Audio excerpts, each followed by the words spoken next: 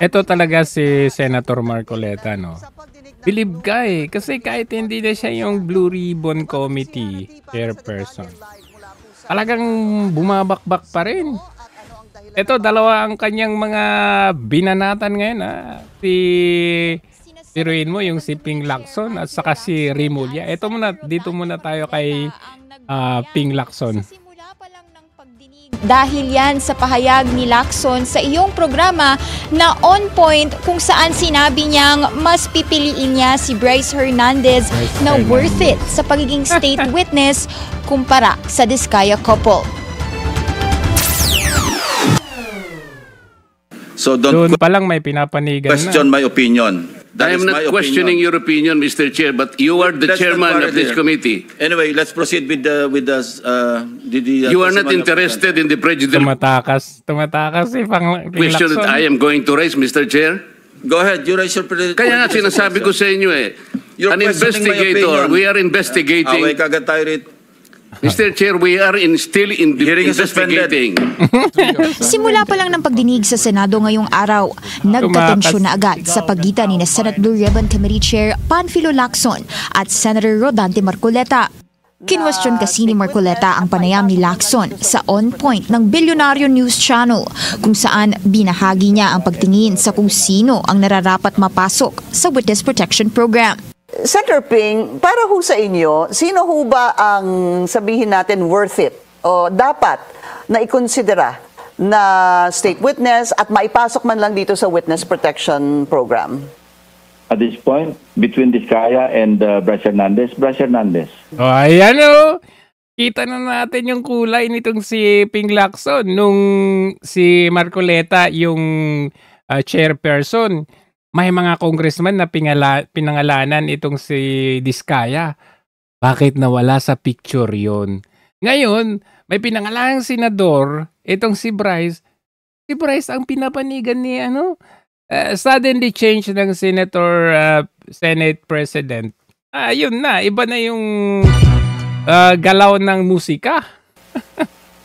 Kasi si Diskaya kept on lying even up to, late afternoon. Grabe, no? An investigator. Nang pansamantalang isuspinde ni Lacson ang pagdinig, doon na sila nagkasagutan. Ang punto ni Marcoleta, bilang investigador at chairperson ng Blue Ribbon, hindi dapat manghusga si Lacson sa resource persons. Are you trying to steal the show? No. I am raising prejudicial questions. Outside of this hall, you cannot question my opinion.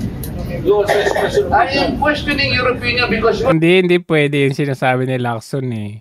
Kahit outside man yun, siyempre may sarili kang opinion. Dapat nga, inhibit ka na dyan eh. Dapat hindi ka kasama kasi may sariling opinion ka na. Diba ganun ang laging binabato? Alam ba, si Bato, about Duterte ang investigation. Gusto nila hindi sumali si Bato. Kasi may opinion na si Bato about sa Duterte. Ito, lantaran hinayag sa media.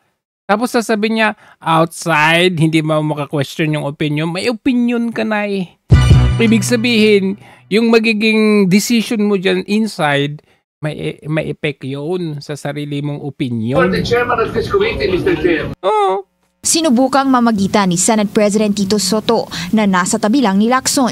Pero hindi napigilan ni Lacson questionin kung bakit tila pumapanig si Marcoleta sa mga Diskaya. Why are you so protective? Why are you so protective? I am not protecting them. Mabuti sinabi mo yan, Mr. Chair. Pwede ba nating i-record ito? Matapos ang kudeta sa Senado, pinalitan ni Lacson si Marcoleta bilang Blue Ribbon Committee Chair. Si Marcoleta ang nooy nag-request para maipasok sa WPP sina Sara at Curly Diskaya matapos nilang ilaglag ang ilang mga congressman at DPWH officials na tumatanggap daw ng kickback mula sa kanila. Pero hindi yun pinirmahan ni Soto at Justice Secretary Boying Remulla. Kalaunan, Hindi pinirmahan ni Soto at ni Boying Remulla.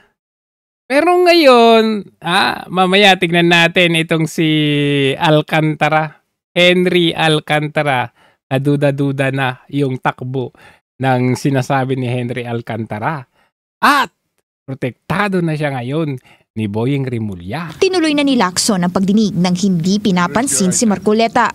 I will register my continuing objection, Mr. Chair. I will question the objectivity of these proceedings, if you will not allow me raise these points, maybe in the plenary this afternoon I will raise it. Go ahead. Mr. Alcantara, you proceed with your statement. Habang ongoing ang hearing, napatayo na lang si Marcoleta at kinumpronta si Soto. Ito gagawin natin dito. Ipag-proceed kayo without even hearing me out.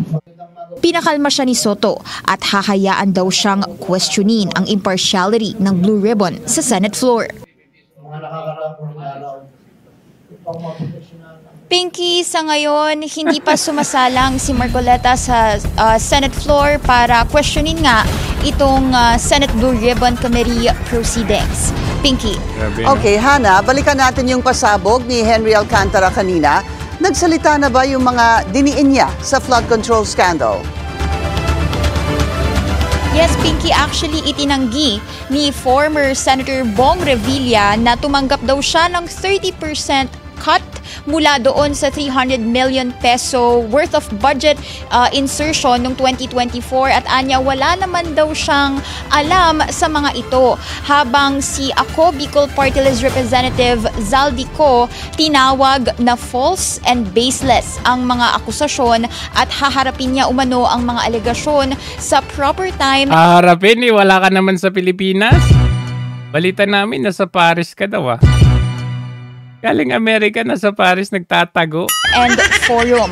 Samantala itong incumbent senators, si Senator Joel Villanueva handa raw harapin yung mga akusasyon at wala raw siyang tinatago at humarap na rin siya katunayan sa ICI o Independent Commission for Infrastructure kanina tungkol sa investigasyon pati na rin si Senator Jinggoy Estrada at bagamat wala pang opisyal na pahayag si Estrada kanina ay nag-deliver siya ng manifestation sa Senate floor para punahin ang naging komento ni Senator Kiko. Okay, pagkatapos niyan, ito naman, kay Remulla naman, grabe talagang bumangga itong si Senator Marcoleta. Antindi.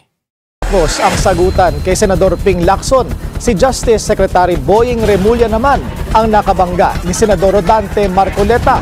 Kinwestiyon ni Marcoleta si Remulla kung bakit kailangang ibalik ang ill-gotten funds ng isang akusado para mapasama sa Witness Protection Program. Narito ang agenda report ni Dexter Ganibe ng Abante. Si Senator Bam Aquino ang unang nagtanong kay Justice Secretary Jesus Crispin Remulla kaugnay ng pagsasauli ng mga ari-arian. Bilang isa sa batayan, grabe na yung ni Remulla, no? Parang malapit nang mamatay. Tingnan mo. Maaring maisailalim sa Witness Protection Program ang isang testigo na kabilang sa mga akusado sa flood control scandal. Tama ba na pwede itong gawing kondisyon sa pagpasok sa Witness Protection Program o pagiging state witness?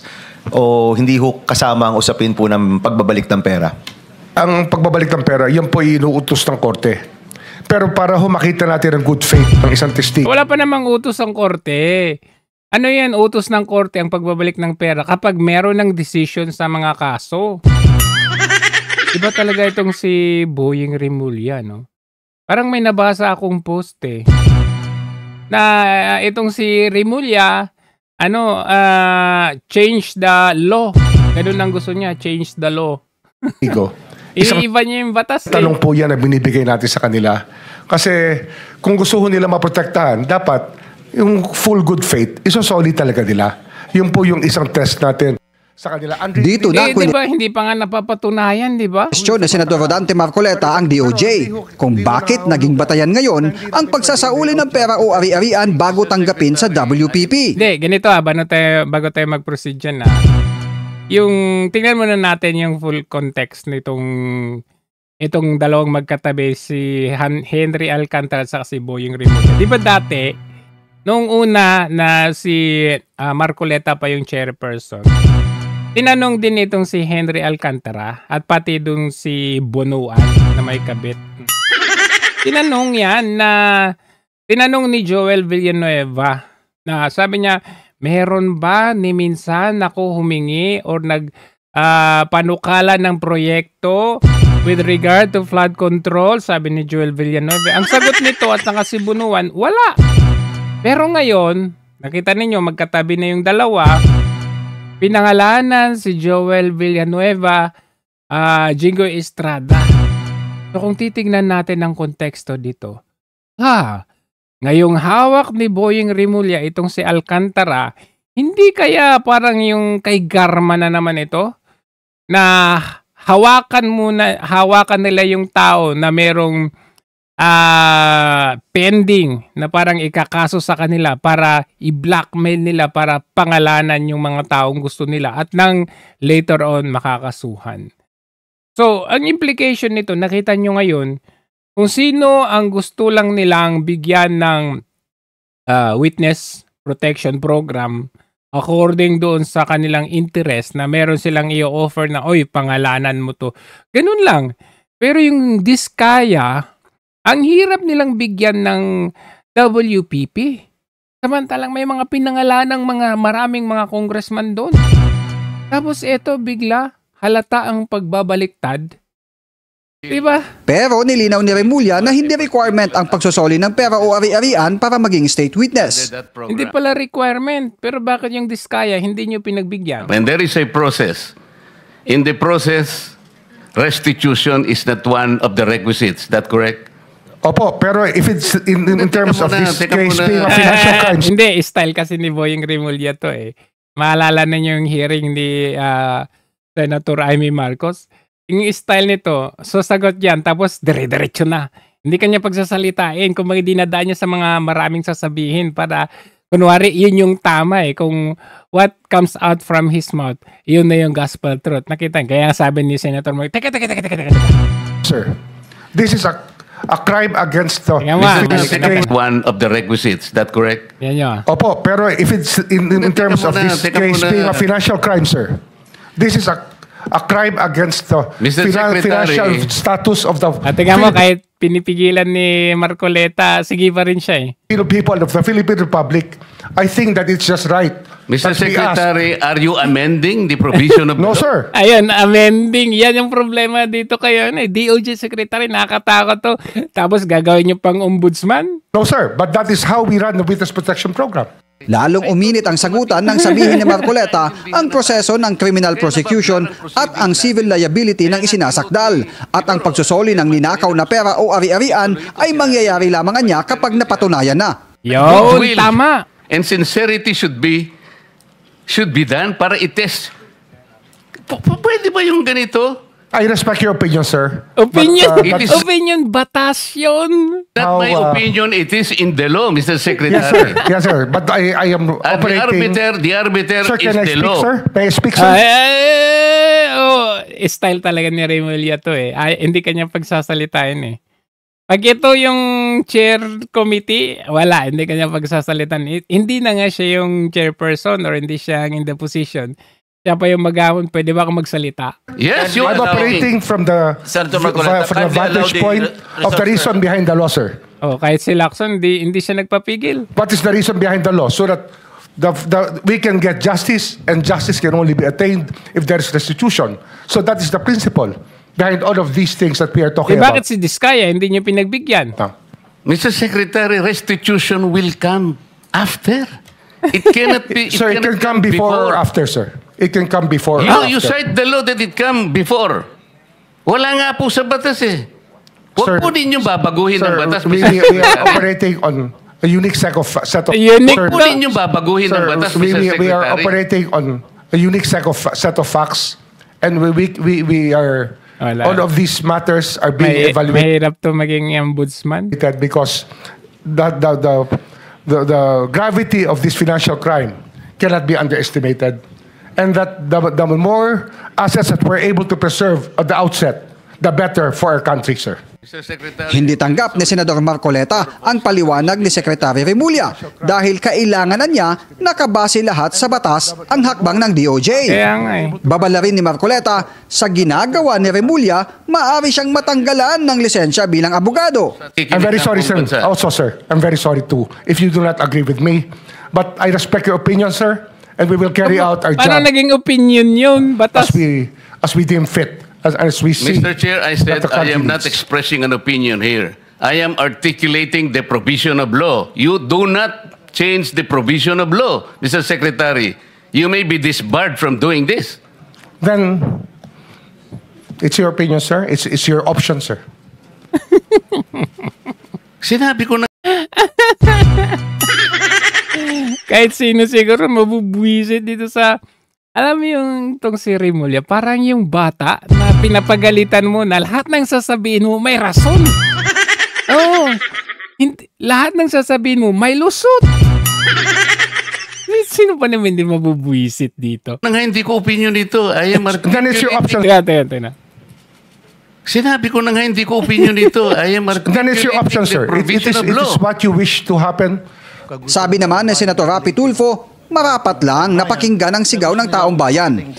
Ay, wala itong mga tulfo na to. Sigaw ng taong bayan. Tama yung sinabi ni Senator Robin Padilla kasi ang gusto ni Erwin Tulfo, di ba? Sabi niya, ni Erwin Tulfo, pag sinigaw ng taong bayan, ibalik ang pera ng taong bayan. Dapat yun ang pakinggan daw natin. Dapat daw ibalik nila yung mga kinamkam nila. At doon maabsuelto na sila. Sabi naman ni Senator Robin Padilla, paano pag pala sumigaw ang taong bayan? Sasabihin ng taong bayan, ala, kinakamkam pala yung pera natin, yung tax natin. Abay, wag na tayong sumunod sa batas. Kasi yung batas, di ba, magbayad kayo ng buwis, di ba? Wag na rin tayong magbayad ng buwis. Sasabihin mo ba na, oy, tama nga, wag na tayong magbayad ng buwis kasi sabi ni Erwin Tulfo, mas malakas daw ang sigaw ng bayan kaysa dun sa batas na sundin. So wag nang sundin yung batas kung yun pala ang argumento ni Erwin Tulfo. Wag na tayong magbayad ng buwis. Ni Senator Erwin Tulfo na nakita naman niya noong linggo ang hiyaw ng mga nagrally sa iba't ibang lugar sa bansa laban sa korupsyon. Kaya nga po, dito po sa mga kontraktor, mga opisyal, isole ninyo tingnan to na yung reaction ng mga to. Pera ng taong bayan. Hindi po batas ang pinag-uusapan. Wala ho tayong pakialam sa batas. Wala tayong pakialam sa batas. You have to bend the law to be able to please nagulat siya. Nagulat siya. People, mas mataas po ang taong bayan sa batas. Am I right, Secretary Remulla? Tingnan mo. Am I right, Secretary Remulla? Siyempre sasabihin niya, yes, you are right. Yes, sir. Di ba? Connivance. Magkakasama na yun sila. Ibalik ang pera ng taong bayan kasi mas malakas ang boses ng taong bayan kesa sa batas. Kaya kailangan nating baliin ang batas. Yun ang sabi. Sinagot ni Robin Padilla, kung yun pala at sumigaw ang taong bayan, mas malakas pala, ay ayoko nang magbayad ng buwis kasi kinukurakot nila. Oy, boses ng bayan yun. Oy, di bend the law, ganon? Susundin mo na hindi ka na magbayad ng batas? Di ba may kaso dyan, tax evasion, pag hindi ka nagbayad ng batas? Sabi ng DOJ, kung hihintayin pa ang desisyon ng korte, puputi na lang ang mata. Ay hindi pa mababawi ang mga kailangang mabawi ng gobyerno. Anong ginawa ninyo sa missing sabongeros hanggang ngayon? Wala kayong solusyon. Pumuputi na yung uwak. Hindi pa na-solusyonan. Kaya habang maaga pa, kung bulon. Wala talaga to. Pero salute talaga dito kay Marcoleta. Hindi siya bumitaw. Kahit hindi na siya yung chairperson, andyan pa rin siya. Andyan pa rin na lumalaban. And kailangan pa rin natin yan. Pero nakita nyo, napansin nyo yung ginagawa nilang pag-discarril sa incoming impeachment refiling this next year, Feb. Unti-unti nilang, kasi ginawa na nilang minority itong mga Duterte block na mga sumusuporta kay VP Sara, ginawa nilang minority. 9 na nga lang silang natitira. Tatanggalan pa nila ng 2. Jingo Estrada at saka si Senator Joel Villanueva by giving them this issue. Oo. So, mababawasan, magiging 7 na lang, matatalo. Kasi yun yung gusto nilang mangyari, ma-impeach si VP Sara. At galawang dilawan, once na na-impeach si VP Sara, saka naman nila i-impeach si Marcos Jr. Oo. O kaya mag-people power sila, ilalagay nila yung gusto nilang presidente. Ang galing! Palakpakan!